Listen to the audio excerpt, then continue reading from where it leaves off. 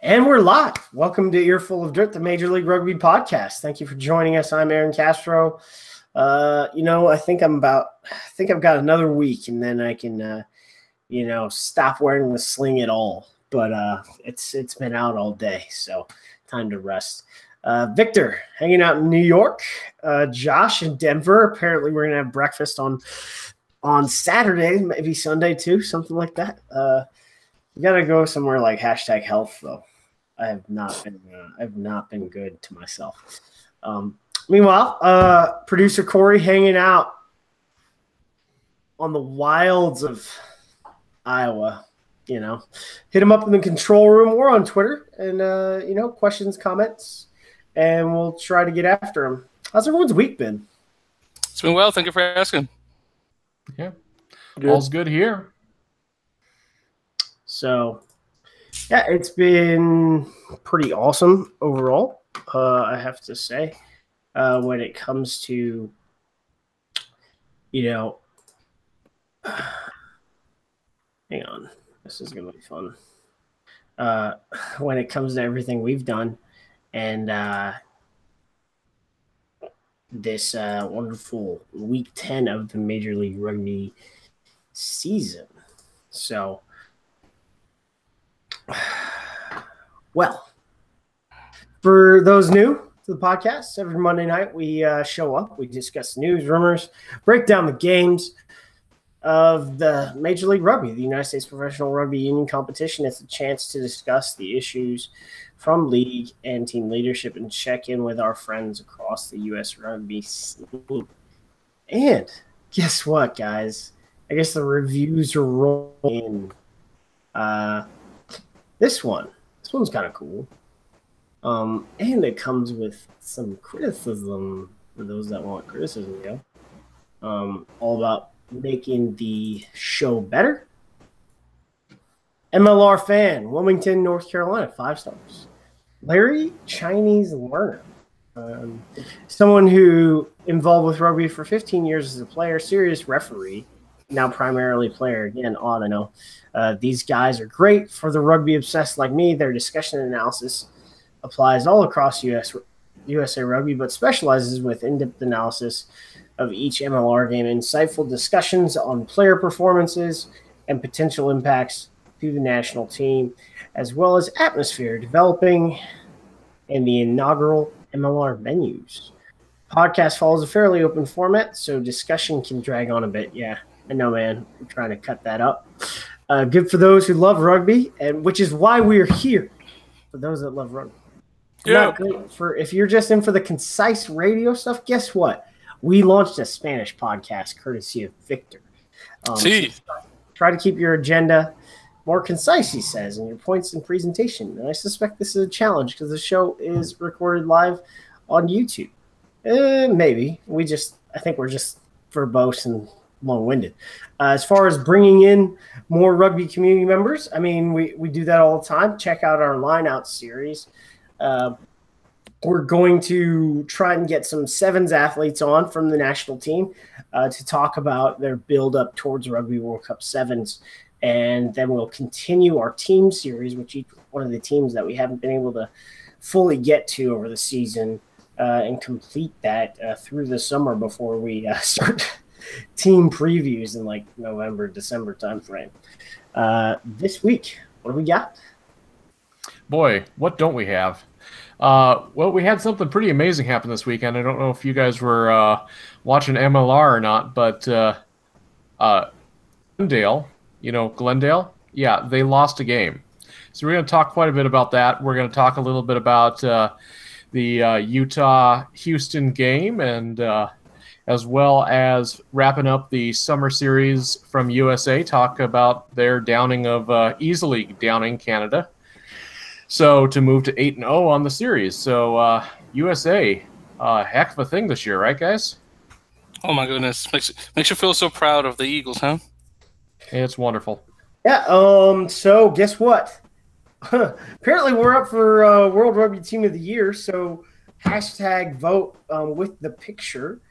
Talk about USA Rugby with #World Rugby Awards. So Hey, man, there's only 2 teams with the streak that we got, and it's the Eagles and the All Blacks. So I'm not saying we're the All Blacks, but I'm saying we are definitely into for Team of the Year because, the All Blacks do what they do, and we are on the rise. Do they have a Most Improved award? I think we might be up for that, too. Seriously. If USA wins any award from World Rugby, should be that one. I agree, Corey. Most Improved. No, man, right. We're Team of the Year right now. All right. Well, yeah, of course. I want that one too. I want both. Definitely not going to argue that one. All right. So moving on, Utah clinches the playoffs, 31-27 over the Sabercats. Looks like I was wrong on this one, but it was close, man. It took some late game heroics from Tonata, Lauti, and Fetu Vainicolo to seal this one up. The way this went, and you look at the score sheet, you're thinking Utah lost this game if you don't look at, the scoring. They had like over a third more tackles. They had 10% less time of possession, and I think 8% less territory than the Sabercats had. I thought the Sabercats were gonna do it, but they didn't. Utah found an edge. That's right, and that edge came in the form of Makatemelau just running over people, passing it over to Alex Tucci for him to finish, and as you mentioned, Lauti as well, and Vainicolo. So between those 3 guys, they were able to make it from a deficit into clinching finally a spot in the playoffs. It really wasn't that unexpected. I mean, if you've followed the season, except for their one victory, Houston has gone out in front and then faded down the stretch. And this was the opposite. I mean, they kept a game going for pretty much the entire time. And, it was more or less resilience from Utah. Although I have to say the massive adjustment here, and I was wondering why Alex Tucci had been on the bench so much, and now we know why, courtesy of the broadcasters. He's been nursing a hamstring injury and, had reduced load, but guess what? His load was a try. So that's what his load was for this game. I think Makatemelau, I don't know how much rugby he's played, but I don't think he's played a lot. No, he looks slow. He looks slow in places. He's a massive human being, and I think he's a great athlete. So eventually he'll get there. But Alex Tucci, where he is in his development as a loosehead, is tremendously further along, and I think he's going to be a great scrummager next season. Heck, I think he's going to do pretty well this weekend against Glendale. So let's talk some Lauti. What do you guys think about him? Utah MVP. Yeah, definitely. So, at least for that game, I mean, let's not count out Dompati. I think Kurt Morath is probably up there. The captain, Losike, is also. But Tonata Lauti is the leading try scorer for the MLR as we closed out the regular season. Mm-hmm. How he awesome he beat quite awesome. And he beat Hammershice for the spot, if I'm not mistaken, right? Well, that helps when Hammershice is not with his team for 3 games.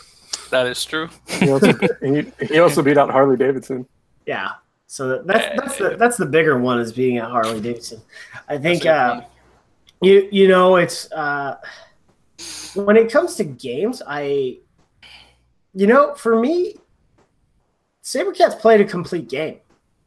They lost the coin flip here. They just lost the coin flip here. Well, it also didn't help when Sam Windsor doubled his missed penalty kicks on the year. Yeah, it only missed 2 all year. Wow. Yeah. So that's not bad. And he had the most points, by the way, of the league. 80, want to say, points. That was more than 103. That. Yeah. Okay. Wow. I was really off. I'm sorry. It's a lot. Sam Windsor, I would say we're talking like not MVP necessarily, although, you know, without him, I don't even know where they'd be. But, you know, player of the year contribution, he's got to be up there because he scores tries, he kicks from all over, his boot gets them field position. So, and one of the big things is for me is like their scrum. Like I think they had some scrummaging issues early on. They were taking penalties, even though like they probably got one of the most classically trained type 5s out there. They've fixed whatever the drive issues they were having that gave them those penalties. They just, for the most part, until Tucci came in, they were just wrecking Utah on this. Mm-hmm. But alas, just not enough. And you know, it is what it is. But the sort of thing is that I think they need to look at is finishing. And, you know, the last time they played Utah, and sort of went with this one, is they didn't play they didn't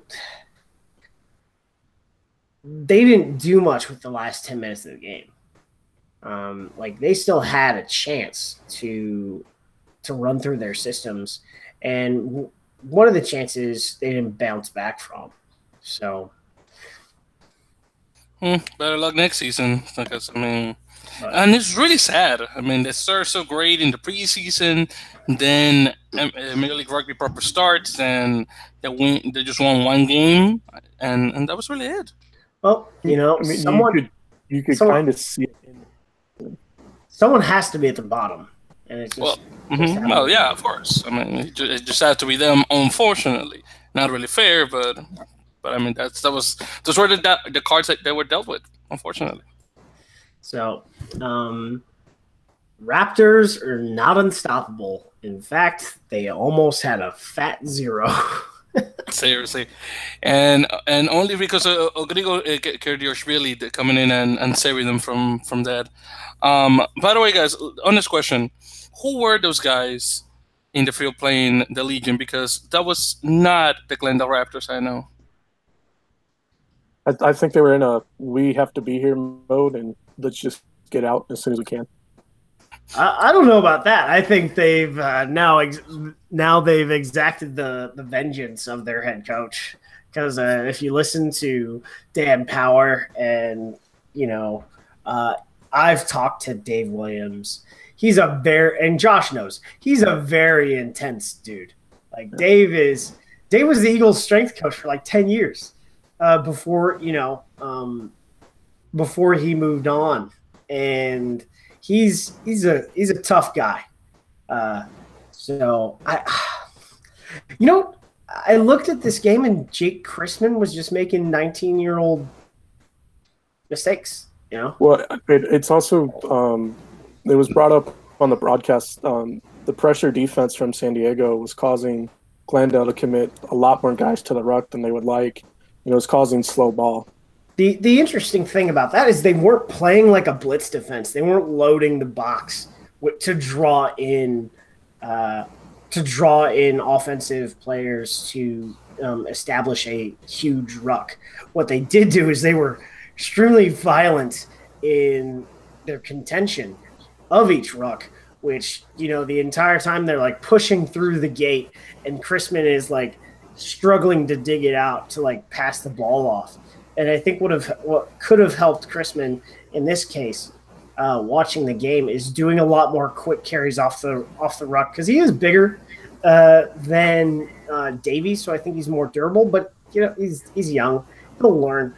But that defense, like around the ruck, was just brutal. But for the most part, I think I look at this game and I think San Diego should have scored more points. But there were also some things where San Diego should have gotten penalized a lot for. The reason why I think they should have scored more points is Glendale did not play well.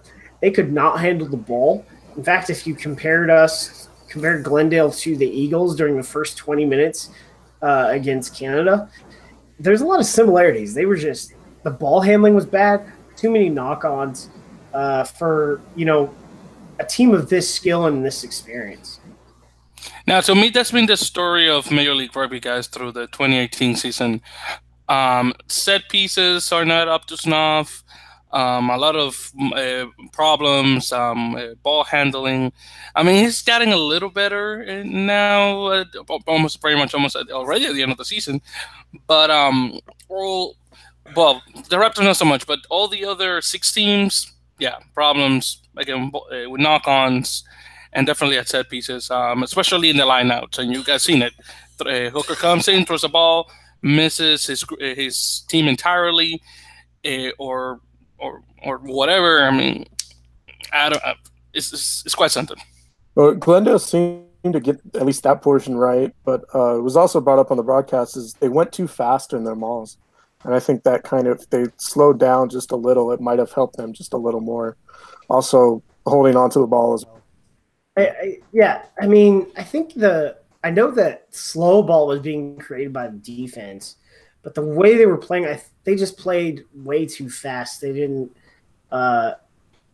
let the game slow down for themselves for the most part. And another issue, and I think this will be corrected, is just Maximo de Ashwell just didn't have the leg that Will McGee has, and they didn't have another kicking option in the backfield, which obviously, I'm a fan of Will McGee's boot. He kicks pretty good. I think that'll be a good matchup, him versus Kurt Morath, when that goes on this weekend. But and then that'll put Max back in at fullback, and you'll have 2 kicking and playmaking options on the field. I think that is Max's best position is fullback. He doesn't have that big of a leg, but the leg he does have is best. I think is best suited for fullback. I agree with Josh 100%. So, so this is something I got to talk about. Is we talked about officiating last week, which I don't like talking about officiating, but Scotty Green had a bad day from the center. He had a bad day. So Ryan Matyas scored a great try, but that line out that led to his try was like 3 meters to the left. It wasn't even in the tunnel, right? It was pretty bad. So there was that. A lot of their lineouts were not really straight. I wish Blair had been, the starting hooker instead of O'Toole. I think O'Toole as a hooker was fine, but as a lineout thrower, he was struggling a bit. But the big issues for me is the scrum. When Tui Alamaka came on, that helped them out. But the 2 flankers playing lock was a bit rough. And maybe I don't know if this was intended or if it just happened because these guys don't play in the engine room. And the locks always walked to the left or right rather than straight. And they continuously wheeled that scrum and did not get penalized.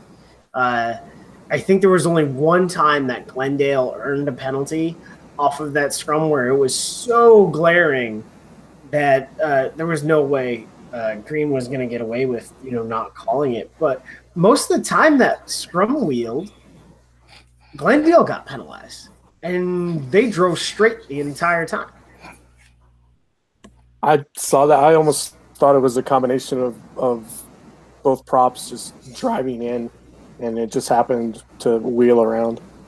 No, I was like I saw it like the first couple scrums. The locks were just walking to the side, and maybe that's just a fact of the fact that they're flankers and they haven't played lock together ever, so they don't really know what they're doing.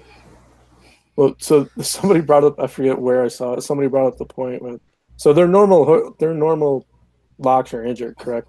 Yeah, San Diego. Mahoney, Harmon. I think the only lock they didn't have injured was Lamprecht, and he was on the bench. And he was on the bench. So somebody brought up the comparison of Rob Hoadley to Eddie Jones. What? Big players injured in training camp.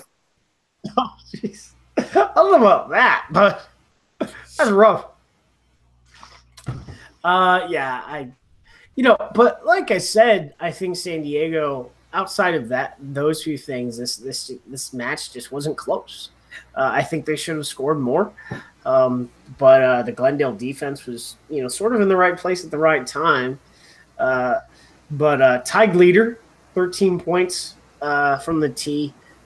But what he was able to do with his foot when it came to ball position and territory was extremely needed. And that's definitely what led to, this total victory, even though it's, 23-3. It was not a close game. And to be honest, I think San Diego was just like, we've done this too long. You guys go ahead and score. So, I mean, it was earned, but it was over, So I think that's about it for that one, guys. So let's move on to the one that mattered. The Eagles crushed Canada 42-17. Vili Tuatalo was robbed. Yeah, except I see the TMO on this, except for I have to say, criticism to my fellow journalist, Gareth Rees. Dude, you can't talk about our fitness when you're getting your butt kicked 35-10. Thank you. You can't. Thank you. The team that is unfit was the team that was losing. Gracias. We won this game. We didn't win this game on skill. We won this game on fitness. We played like crap. Yep. So out of physicality.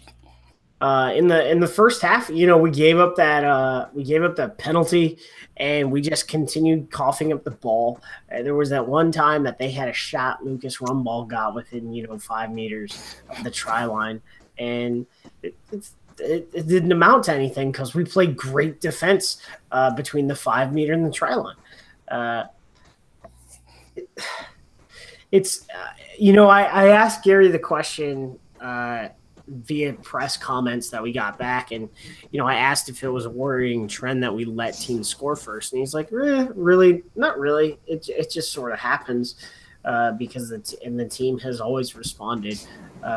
We saw how they responded very fast against Russia, very fast against Scotland, and then as soon as we scored that try, it was the game was over.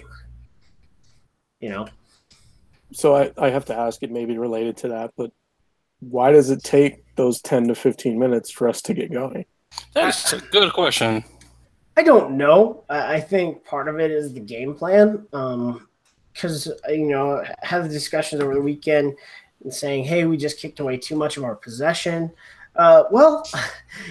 Previous scrum halves have kicked away too much of our possession in the midfield with the box kick. So I think the way we were trying to play is sort of win some games on fitness, but we played unexpectedly flat, to be honest. We had a big physical win over Scotland, and our training program's pretty intense, and you just sort of happens. I think if we were on our game, it would have probably been 80-10. And because it was the end of the camp or whatever, like, we know we can beat these guys, so let's just play. Yeah, I mean, our levels of where we need to be are not there yet. Some of the guys are. I mean, so I spoke with AJ McGinty last week. He was talking about their fitness test, and of the backs, he said because he'd been off for a few weeks, and they had their fitness test, obviously at altitude, and he said all the backs had passed the fitness test, but he was the second slowest guy, and Paul Lasike, being the biggest dude in the backfield, was the slowest guy. And we've seen Paul Lasike's fitness. he's coming on, man. But I think part of this is game plan. And then we've had some defensive system lapses that just weren't happened. But at the end of the day, your body only knows so much stress, and you're playing at such a high level that it can take a while to adjust. I will say, I thought the Canadians played a good game for 20 minutes, but we had dropped our level below theirs. So that's what allowed them to play. I thought they kept their intensity pretty much the exact same. It was when we sort of just settled into what was going on. You're like, hey, it's wet, the grass is long, because the last two games they played on a short soccer field. It almost seems like, environmental factors aside, it almost seems like the Eagles play down for those first few minutes to the level of their opponent, and then some switch gets flipped, and they just go. And I guess the final scoreline really isn't surprising the way we played. We crushed Russia, and then Russia went and crushed them.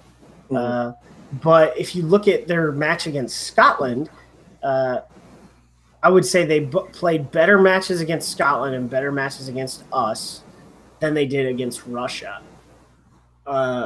Because we did 30-29 over Scotland. Our scoreline against Canada are relatively similar over that squad. So when you have to think about that, overall, I'm not worried. It's been a great tour. The stress level is high. We've played in 3 different environments. We played in the heat at altitude. We played in heavy humidity at sea level, and then both times on short grass, and then we played on long grass. On a day that had rained. So it wasn't. They were at sea level. The air wasn't thick because it wasn't humid, and it was just different. Also, body clocks were different. The time difference between Denver and Houston was 1 hour, and then going up to Halifax, they had to shift 2 hours more. So maybe that had something to do with it. Overall, we figured it out. Second half, the floodgates opened pretty soon, and Cam Dolan had a hat trick, so I don't think it matters. So it almost seems like the USA is going to become the new Pacific Island team that you may win the game, but you'll regret it the next day. Yeah,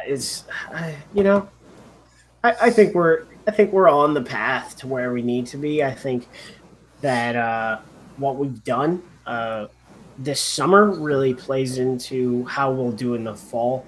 I think it's going to be a great tour in the fall. And one of the comments asked about what players are doing. Gary mentioned that there is an off-season program. I've been talking about this all the time. The MLR players are not going to just get released somewhere. There is an off-season program for MLR teams. I guess in August and September, there are going to be some exhibition games going on before they sort of break. And they're going to break in October and for the international window before they start the preseason. Speaking of November, guys, I'm actually sort of dreading November because 8 straight wins, things are looking up, and then November comes in, and they're going to be playing the Mario All Blacks, and then I feel that they're going to deflate, not completely, but a little bit. I don't see that. I see the mental skills approach that we've got is so much different than how we've been under the last 2 head coaches. We haven't lost any trap games. When you think we're going to lose in a trap game, we haven't lost a trap game. Sometimes we'll have a poor performance, but we will just we'll win, which is what is sort of a hallmark of good teams. When you have a bad day at the office, you still win. So Well, we're getting there. The November tour really gives us a chance to climb a bit. We've got the Maori, we've got the Irish at the Aviva. We're supposed to have Romania. We're supposed to have Tonga, which there's a lot of ranking points up at stake there. So if I was going to predict to you what we would do today versus those teams, I mean, I think my expectations for winning and losing is about the same, which is 2-2. But I want to see much different performances against the Maori and Ireland than I would have expected previous to just how well we've played this summer. Mm-hmm. And by the way, guys, if USA beats the Maori All Blacks, that will be unprecedented because that will be the first time a U.S. side has ever beaten a New Zealander side in rugby. And that's incorrect. I'm sorry. Infect teams. I'm sorry. Infect teams. I am sorry, Senor Castro. I am sorry. I'm just gonna make sure we gotta, because I'm a bit pedantic. We have to make. Again, I am sorry, Senor Castro. Discúlpame. No. But infect teams. And by the way, and if any of you guys know, I know there is a gentleman who I believed used to coach maybe in New Zealand or was involved in New Zealand in some way, and he made a comment about USA and New Zealand saying something along the lines of the United States of America will never beat a New Zealand side in rugby ever, or something like that. And then I heard someone say that, and then a couple of months later, the USA Sevens beat New Zealand Sevens in Dubai. Now, if you two guys know who the person is, please tell me who it is. I remember the quote, but I forget who it is. Yeah, but so again, if they do beat the Maori All Blacks, that will be unprecedented, beating them in 15s. Well, okay. So speaking of All Blacks, just a quick question. Looking to the future, before the Eagles play Ireland, Ireland has to play the All Blacks. Does that have any effect on our game? No, I mean, I think some guys might get a rest, but I mean, they are going to have. They're still going to have a strong side out there. It's not going to be much. And yes, they have to play the All Blacks before us, but they don't want to be Scotland. That's what I gotta say. They don't want to give it up. Mm-hmm. So they're going to play a full strength side against the Eagles. I mean, they have to. That's my opinion. So, moving on to Player of the Week for Major League Rugby is Tonata Lauti. What was Try of the Week, but I guess one of y'all selected that try. Tonata Lauti's first try as the EOD Play of the Week, which I think is actually play number 3 for the league.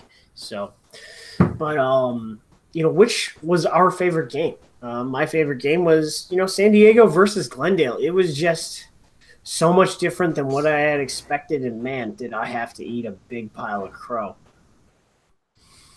Well, for me, it was Utah Sabercats, mostly because of, first the two Lauti tries, which were beautiful. I had to say, really, really caught me off guard because I don't know, I was not expecting those tries from him. I was more pushing for Vanicolo, so I'm glad I was wrong. And the Dark Horse was the one that scored twice, and again, beautiful tries. So not only that, but also the fact that the Warriors came back from a deficit to come in and beat the Sabercats, which were played quite well for a team that only won one game, as I mentioned before, out of 8, which is not fair. It should have won more than that, but it's what it is. I went with San Diego and Glendale just because virtually shut Glendale out. I mean, Grigor Kurdish-Kvili didn't score until the 79th minute, so I mean, as good as you can get. Yep. Looking back to Week 10 and what our predictions were, Glendale versus San Diego was 5-23. I had Glendale -12. I got wrecked. You tell me I got Glendale by 14. I should have changed that to SDL, and it would have been closer. Yeah, this was the one I decided to go way out there for, and I said Glendale by 20. So shows how much I know. The next game was Houston at Utah Warriors, 27-31. I had Houston -1 on the road. I was close. Yeah, well, I got the right team. I definitely got Utah, but by 10, so obviously not. And that one, yeah, it was pretty close. I had Utah by 7, so yeah, at least in range. Yeah. So moving on to our playoff predictions, which are both on Saturday at 5 p.m. Mountain Time and 7:30 Mountain Time. The first matchup is the 3 seed versus the 2 seed. Seattle will be the designated home team as the higher ranked team, from what I understand. They play the San Diego Legion. You know what? Against my better judgment, I'm going San Diego -3. They're playing too hot. They're playing too hot. Yeah, I think they've turned it around since the penalty try hat trick. I have San Diego -5. Well, guys, I should go with the team that scored penalty try the motion picture, but no, I'm actually gonna go. No, I am going to go with the team that did the penalty try the motion picture. What am I talking about? He was gonna say I'm going with the STL, and then he was like, never mind, man. Sorry.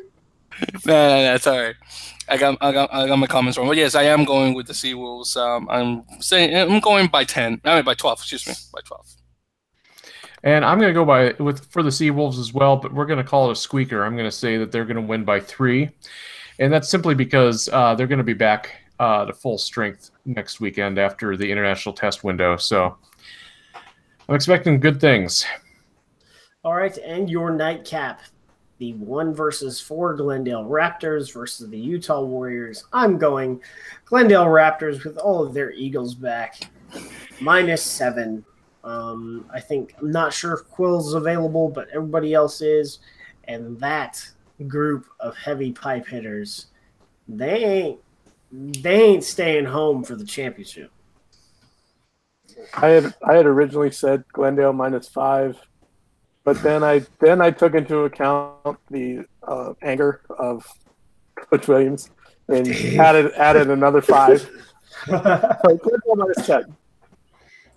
Also going Glendale, guys, by 14. Just make it two converted tries. And you know what they say when you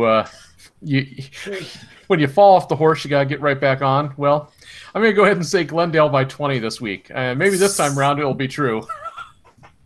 Destroying the Warriors. All right. Hey, you know what time it is? It's tweet of the week. Tweet, tweet. Yep. I don't know what that was, but me neither. For you. Yeah, this is we're going old school. We're gonna go a rando pick out of the hat tweet from somebody nobody's ever heard of. So this is a gentleman by the name of Matthew DeFazio, goes by Manu5049. He tweeted, this is on Sunday, he tweeted, "I'm watching Major League Rugby. Hashtag didn't even know this existed. Hashtag Sunday Fun Day. Hashtag HowUt, Houston, Utah. Hashtag why isn't this trending nationwide?" So, this is just a fun one. Once again, somebody discovering the competition, even though it's right here at the end of the season. This is the beauty about being nationally televised, guys. People are finding MLR every single week, and it's wonderful. So we're glad you enjoyed it, Matt. Thanks for tuning in, man. If you want to grow the sport, you don't put it behind a paywall. Thank you. Yep. Well, let's make it a paywall that people recognize. That too. No, it's a really good point. I mean, hey, if you put it on ESPN Plus, I think people would be more likely to pay for it. Yeah, pretty much. So let's move on to views, news, and abuse. DCMLR webcast. It sort of pretty much had the standard stuff Then they had like markets. They're still talking about Vancouver and Ontario, which was really cool. Interesting that Sacramento and San Francisco were not in the presentation that I watched. Atlanta and Los Angeles are. Chicago is. Kansas City is. So things to think about right there. But the coolest thing was, I have to say, was 400 season ticket deposits, man. Wow. Like, they haven't even committed to 2019 or 2020. So if you've got that, and I think they haven't had that even open for a month. I think that's only been open 3 weeks. If you get to 1,000 preseason ticket deposits before middle of July or before the end of July, it's for me, it's time to throw the money down, because the market has already been tested. The market says that they want to be there. They want you to go. So if you get to 1,000 season ticket deposits before your decision window of 2019 or 2020, I think the decision is made for you. So that was really excited to hear their ideas about an academy system and academy affiliates. Was really cool. They've decided that they need to develop their own ground by 2020. They put up some renderings, which was really cool.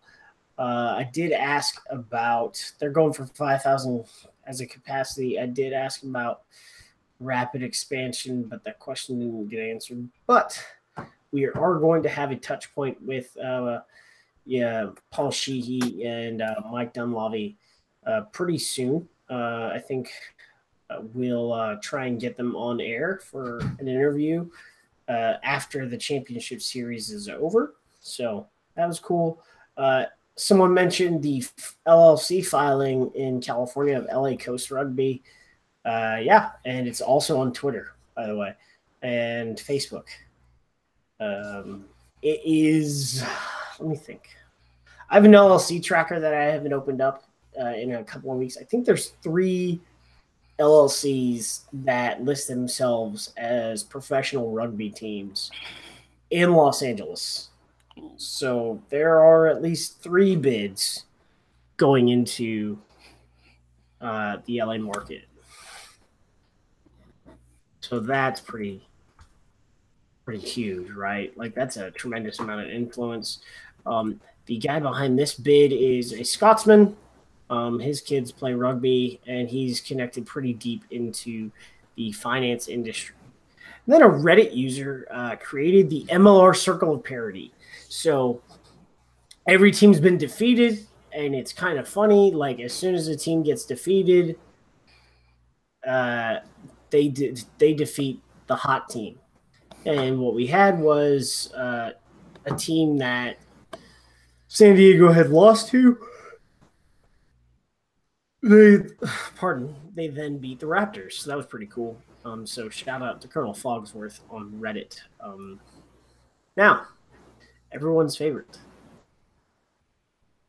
Oh, would that be questions from Bob?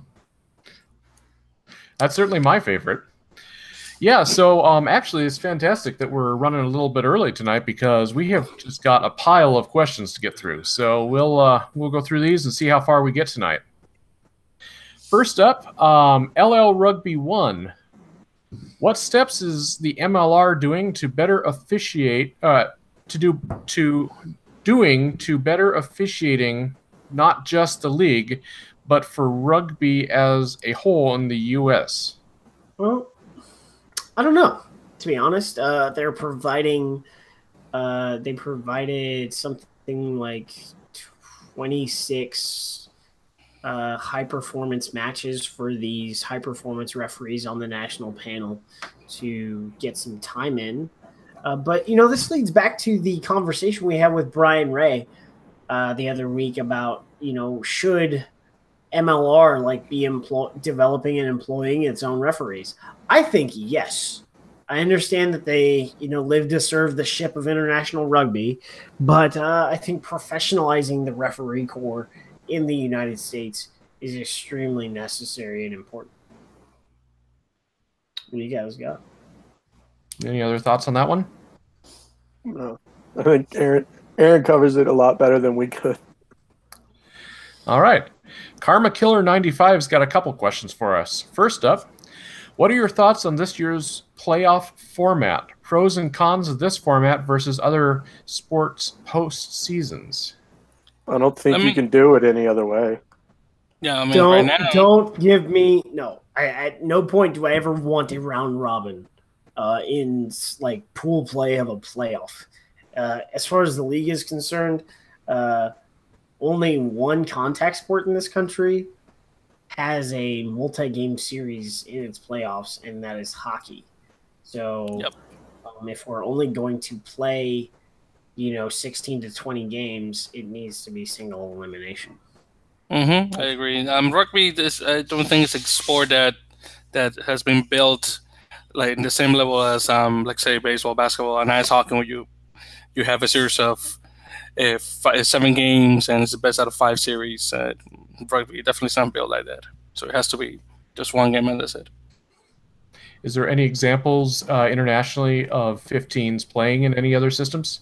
I mean, so you have like the Champions Cup. So they do have pool play in the Champions Cup, but the pool play is over like 8 weeks. So, I mean, we'll probably have that if Liga Sudamericana or Sudamerica or whatever down south actually gets up. We might have a Champions Cup over here, and we might have some play if it's big enough. That also evolves into just straight up knockout eventually, too. Correct. So, like in Champions Cup, the finalists and the 2 finalists do not play in like a aggregate series. All right.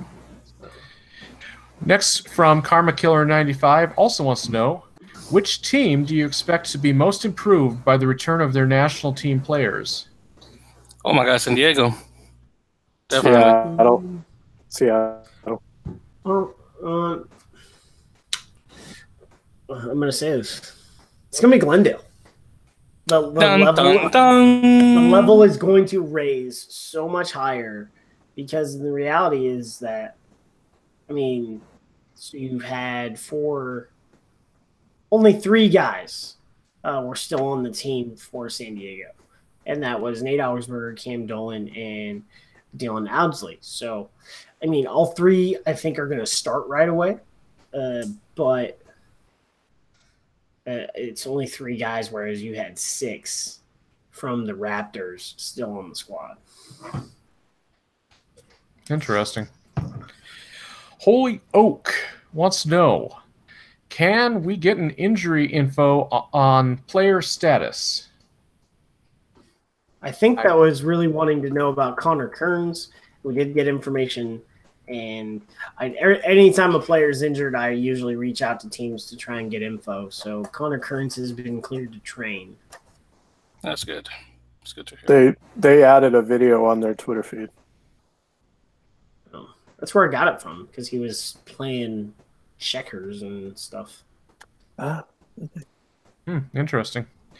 Okay, this is a little bit longer one, so excuse me if I stumble through it a little. Yamaha Kiwi, which that's a pretty cool name. Yamaha Kiwi wants to know, is it wise to include yet another Texas team next year after all 3 teams in the Southwest failed to make the playoffs? Is there genuine cause for concern that even if Dallas makes it to the starting line, they may become the whipping boy for the next season? Well, somebody's got to be the whipping boy. And as far as adding a Texas team, if the money is right, I don't think it matters. Now, it's an interesting question, especially in light of Austin struggling to fill seats this season. Yeah, I just think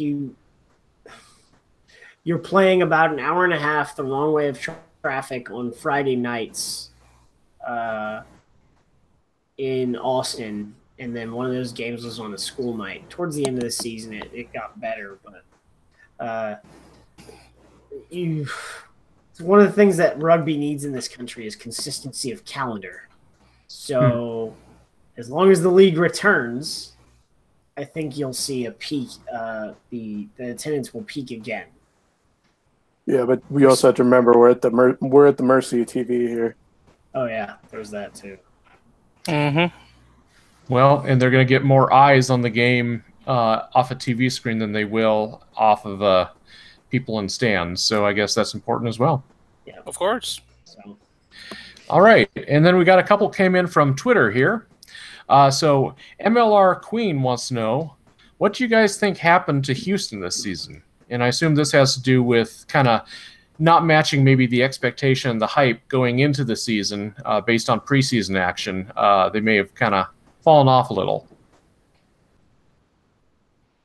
Any thoughts? Who wants to take that? I don't think there really is. You can't really pinpoint one thing. It's just the way the ball rolled. Very much. Yeah, I mean, there are some games that like they were in till the end, right? They just lost some close games. Part of it, I think, some of the. I mean, we've talked about this before, right? Part of it, I think, is chronic load. I think for next year, well, you know, they had more games than Glendale did for their warm-up. They all of a sudden had to practice twice as much compared to what most of those guys had been doing. So I think that plays into it. As a group, they've got a good team culture. They like each other. It's a good group of players. And not just as a good group of players, there's a lot of good men on that team that I know personally, which is, you know, it's watching them lose just sort of like stung. So, yeah. They seem to build up a good fan base. I guess you could say the entire city was gutted with the way the season has gone. I mean, it's not like they were never in the matches. It's literally just the way the ball rolled sometimes that they just couldn't pick it up sometimes. If for a try, that probably their record would be a little bit different. A couple strategic tries here and there. So, all right. Lawrence Hooper wants to know, does Glendale's loss to San Diego mean that they are vulnerable in the playoffs? Everyone's vulnerable, apparently. 7-1, not 8-0. But the only place I see them losing is in the championship. Mm-hmm. Like, that definitely could be possible. That's a different game. Yeah. We'll see what happens. And finally, we had an internal question, and this comes from CR4YOL4, Crayola, wants to know, does Glendale need another fly half? Yes. Yeah, definitely. Where does he come from? I mean, don't they just kind of wander around the country like nomads looking for work? Mm-hmm. We'll fly half for food. To exit on an interstate. For food. What is it? A fullback for life and Shulkwig. Pretty good. He probably played some fly half in his day. So he's a senior. He graduated, so he's up. There's some solutions out there, I think, that are immediately American eligible. The Arizona product, Kyle Rogers is playing for San Diego already, so I guess I can't say that guy. You know, now that Corey said we'll fly half for food. Now I have this picture in my head of some random skinny guy in like close to the highway with a sign, dressed like a rugby player, and some random person stopping and asking, "What is fly half?" What's a fly half? Well, it's better. It's better than being a hooker for food. So yes, I was thinking of that right now. I was just thinking, it could also be we'll second 5/8 for food. Second 5/8. What? Just confuse people even more. Like second 5/8.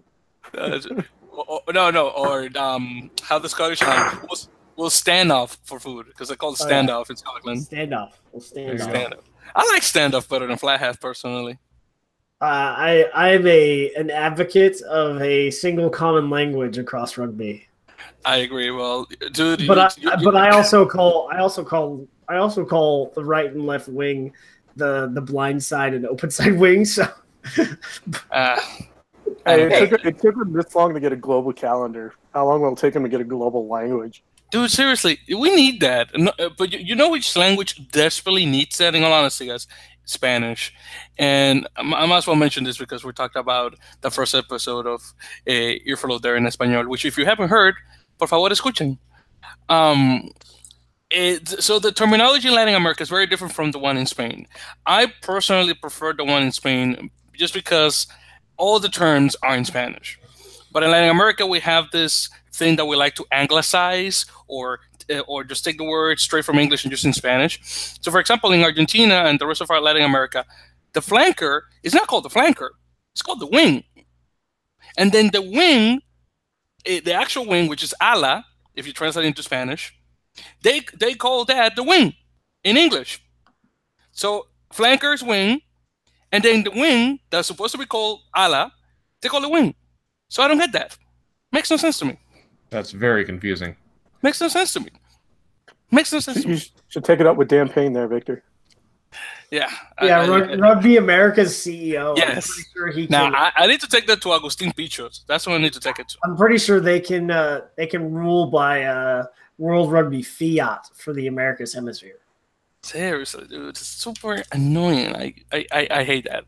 I don't like that. And then scrum. They call it scrum. What did you call it melee, like they do in Spain? That's already in Spanish. It's a nice word. And also, we need to come up with a word for maul in Spanish. Why is there not a word for maul in Spanish? That makes no sense to me. That was mole. Dude, mole, exactly. Mole! Dude, mole?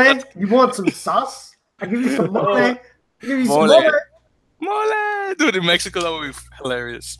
Put some mole on your tamale. And tamales. I would go to that. You got some mole in your tamales? You got some mole on top of your tamales? Well, I was going to say on top of the rock, but that's good. We'll fly half for mole. Well, yes, after having a couple of laughs, I think we should be going because we're like being delirious right now. Okay, guys, so first of all, thank you very much for joining us on another great episode of the Earful of Dirt Major League Rugby Podcast, episode 42. Subscribe to our channel on YouTube, Earful of Dirt Podcast. Like us on Facebook, Instagram, and Twitter at Earful of Dirt. Check out our website, earfulofdirt.com, so you could read several articles, mostly by Mr. Aaron Castro and Josh Franklin. Mostly Josh. Mostly Josh. Mostly Josh. I said that. Mostly Josh. Mostly that. But also, Aaron too. I was going by alphabetical order, from A to F. That's what I said. Aaron, Josh. I'm sorry, A to F, A to J, excuse me. And then, of course, make sure to add us to your podcast feed, whether on iTunes, Acast, Google Play, Stitcher, Player FM, or you just check us out straight onto SoundCloud as well. And of course, leave us a review. And once again, excuse me, because I'm blanking on his name, Larry Chinese Learner. That's damn it, how you say it in Chinese? For thank you, Jie, for your comments, Jie. We appreciate it. Or Tashe, if you speak Cantonese, I don't know which one. And finally, make sure to call us, guys, at our phone number 1-720-600-2679 to drop us a voicemail. We definitely appreciate that. And dude, we haven't gotten anything. The season's gonna be over, and we're not gonna get anything. So please, if someone, specifically someone named MLR Queen, who's a really nice lady, can do that for us, that'll be great. And with all that said, guys, thank you very much for joining us. Once again, my name is Victor. Again, that was Josh, Corey, and Aaron. And yeah, Dan is I don't know when we're gonna see Dan. One of these days, I hope. And we'll see you guys next week. Thank you very much.